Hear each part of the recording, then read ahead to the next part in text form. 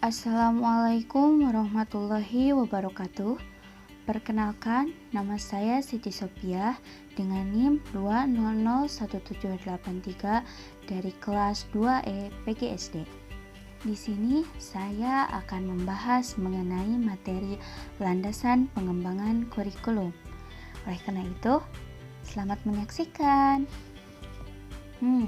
Landasan.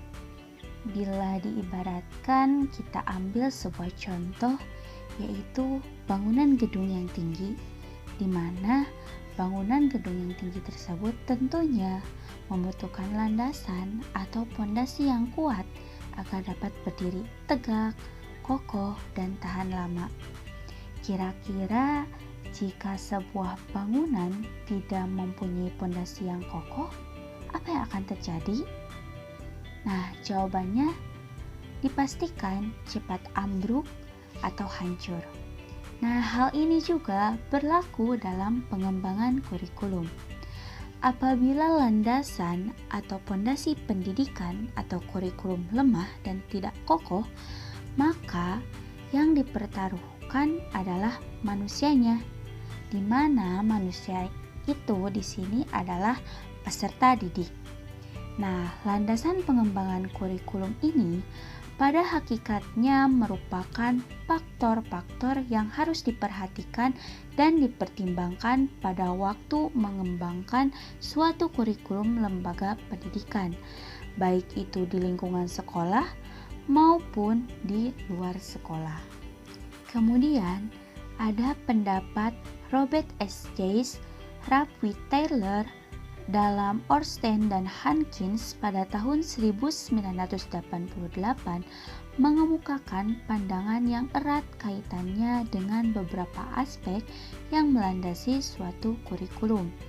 Nah, menurutnya ada 3 aspek pokok yang menjadi landasan atau dasar, yaitu landasan filsafat, landasan psikologis, dan landasan sosiologis.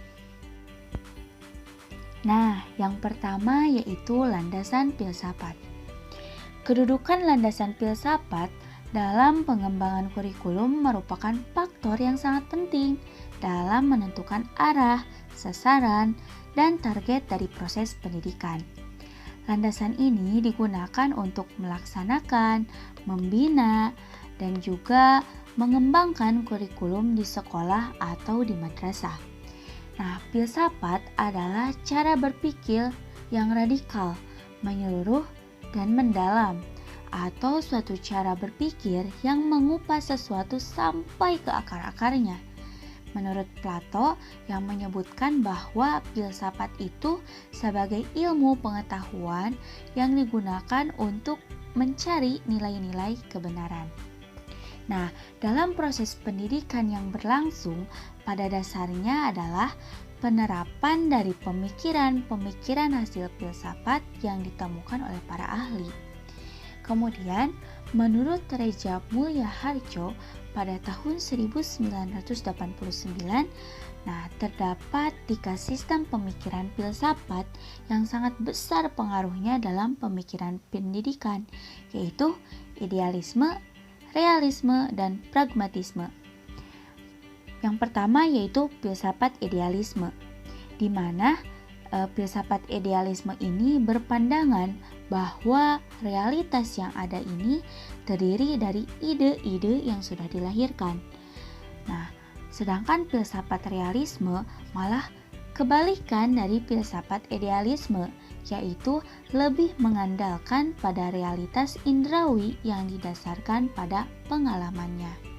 Sedangkan untuk filsafat pragmatisme merupakan aliran filsafat yang berorientasi pada hasil yang bersifat praktis dan juga mengandung manfaat bagi kehidupan. Yang kedua yaitu landasan psikologis. Kita ketahui bahwa pendidikan itu berkaitan dengan perilaku manusia, di mana dalam proses pendidikan itu terjadi interaksi antara siswa dengan lingkungannya, baik itu lingkungan yang bersifat fisik maupun lingkungan sosial. Melalui pendidikan diharapkan adanya perubahan perilaku siswa menuju kedewasaan, baik itu fisik, mental, intelektual, moral, maupun sosial. Namun demikian, perlu juga diingatkan bahwa tidak semua perubahan perilaku siswa mutlak sebagai akibat intervensi dari program pendidikan. Ada juga perubahan perilaku yang dipengaruhi oleh kematangan siswa itu sendiri atau pengaruh dari lingkungan di luar program pendidikan.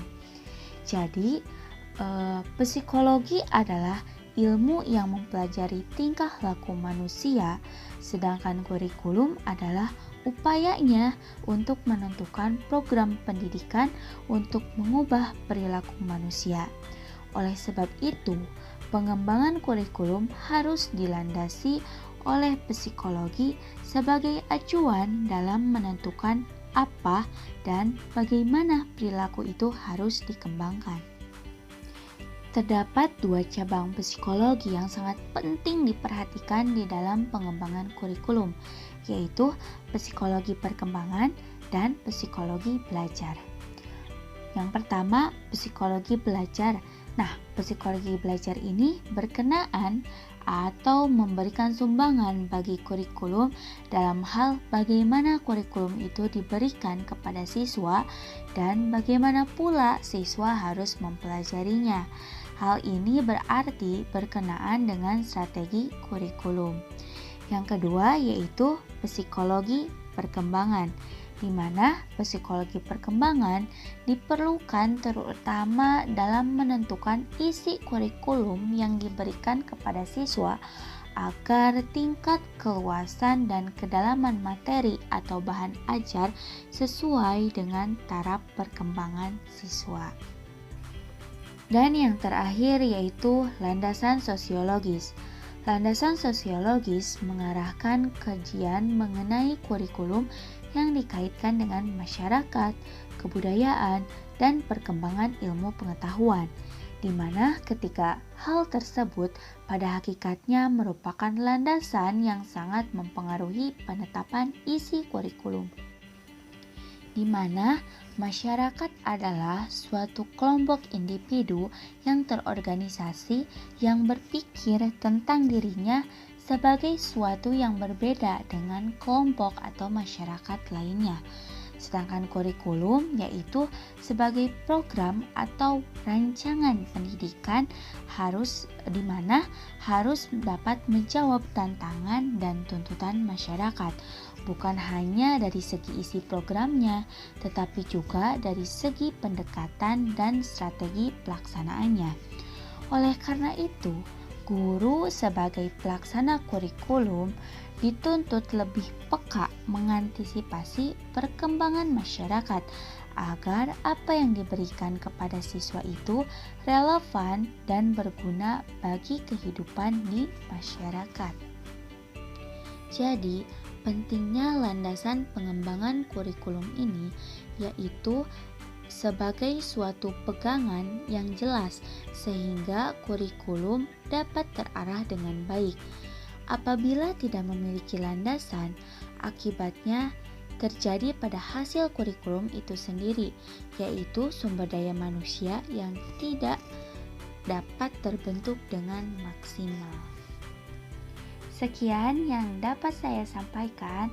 Semoga video ini bermanfaat dan terima kasih telah menonton dari awal sampai akhir. Wassalamualaikum warahmatullahi wabarakatuh.